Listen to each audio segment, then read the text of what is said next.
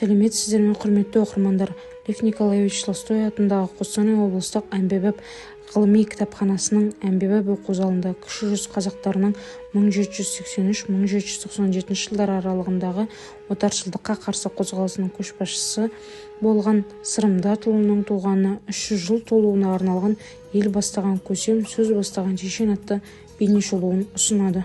Сырым елдің биі, атақты шешені, оның аты әділ билігімен шығады. Ол жер турасында адам құны туралы ұрлық, барымта, мал құны, неке бұзу, куәлік, жесір дау хақындағы көптеген дауларға тура, әділ билік айтып, елдің ақыл аузы, арқан қазығы, бүтін бітімшісі болған. Өзі айтқандай, таудан биік көңілмен, теңізден терең ғылыммен, шым-шытырық даушарды егжей-тегжейлі саралап жіктеп сөйлеген. Хан ордасындағы ол беделді деген билердің бірі болып, әрі халықтың арасында сенімді тұлға болған. Осындай хан ордасындағы дәрежесіне қарамай 1783 жылдан бастап Сырым батыр хан ордасына патша үкіметіне қарсы шықты. Ханның, патшаның саясатына қарсы халық оның соңынан ерді. Кіші жүздің билері мен батырлары атты кітабында Сырым Датұлының айтылған сөздері, өмірбаяны, сол кісі жайлы зерттеулері жазылған. Сырым бастаған халық көтерілісі қимылға кіріседі. 1783-1797 жылдар арасында Сырым бастаған көтерілісшілер бірнеше рет хан ордасына, патша үкіметінің крепостарына шабуыл жасап соғысады.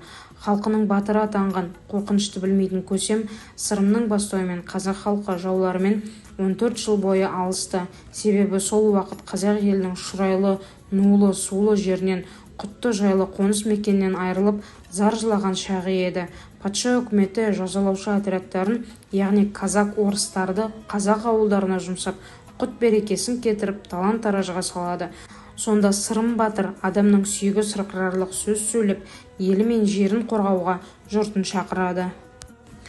Қазақтың 60 батыры атты жинағында елімізді жоңғар, қалмақ шапқыншылықтарынан, орыс, Қытай отаршылдығынан, Қоқан, Бұхар әмірліктерінің билеп төстеуінен құтқарып, азат еткен, яғни 17-19 ғасырларда өмір кешкен батырлардың жан қиярлық ерліктері жайында ел аузында қалған аңыз әңгімелер молынан қамтылған.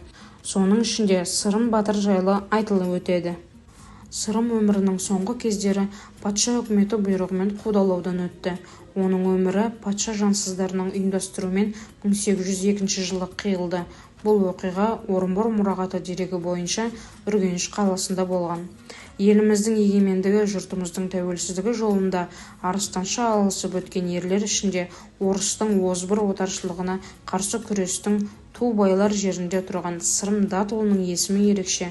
Қазақ халқының қамы үшін күрескен Сырым батырды халық ешқашан есінен шығармақ емес. Тұлға атты жинақта еліміздің атақты ақын жазушылары Сырым Датұлына арнап өздерінің шығармалары мен өлеңдерін қалдырған. Бұл жинақта Сәбит Мұқанов, Ғабит Мүсірепов, Қадыр Мырзәлі өздерінің қолтаңбаларын қалдырған.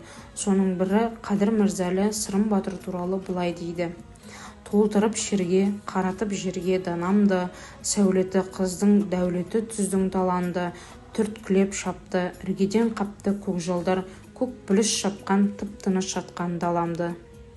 Құрметті оқырмандар, Лев Николаевич Толстой атындағы Қостанай облыстық әмбебап ғылыми кітапханасының әмбебап оқу залында кіші жүз қазақтарының 1783-1797 жылдар аралығындағы отаршылдыққа қарсы қозғалысының көшбасшысы болған Сырым Датұлының туғанына 300 жыл толуына арналған ел бастаған көсем, сөз бастаған шешен атты бейнешолуы аяқталды. Баршаңызды осы айдың соңына дейін жұмыс жасайтын кітап көрмесіне шақырамыз. Назарларыңызға рахмет.